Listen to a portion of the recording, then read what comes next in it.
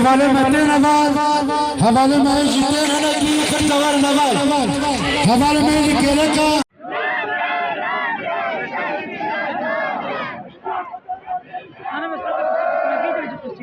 انه صورة واحدة ما يتصور.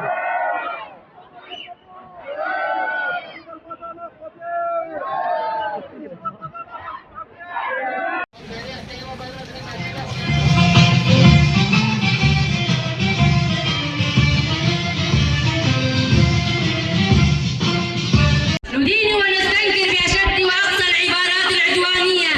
التي ارتكبتها القوات الحكومية الانتقالية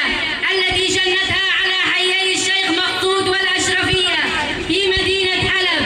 التي تسبب في نزوح الآلاف من السكان في ظروف مناخية قاسية في فصل الشتاء القارس، الذي راح ضحيتها عشرات الشهداء والجرحى، ورمز من رموز المقاومة، رمز من رموز الصمود، رمز من رموز النضال، الشهيد زياد حلب والشهيدة أستيرة والشهيد زياد حلب الذي أبى أن يستسلم، الذي قاوم حتى رمق بسلاح فردي، قاوم حتى تلفظ آخر أنفاسه وهو يقول: أعتذر لشعبي لتقصيري، شهداءنا شهداء الحرية الذين سطروا ملحمة تاريخية مشرقة ومشرفة للدفاع عن المدنيين، الشيخ مقصود والأشرفية للدفاع عن الأرض والعرض. تلقينا ببالغ الغضب والاستنكار ما تم تداوله من مشاعر مروعة تظهر التنكير بجثة مقاتلة بعد مقتلها ورميها من الطابق الثالث لا يمس للأخلاق والإنسانية بصلة، ويشكل انتهاكا صارخا لكل القيم الدينية والإنسانية والأعراف الاجتماعية. إن حرمة الميت مصونة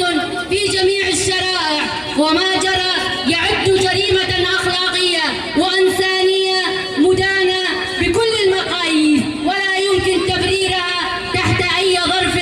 أو ذريعة. فمثل هذه الأفعال لا تؤدي إلا إلى تأجيج الكراهية وتعميق الجراح وتعزيز وزعزعة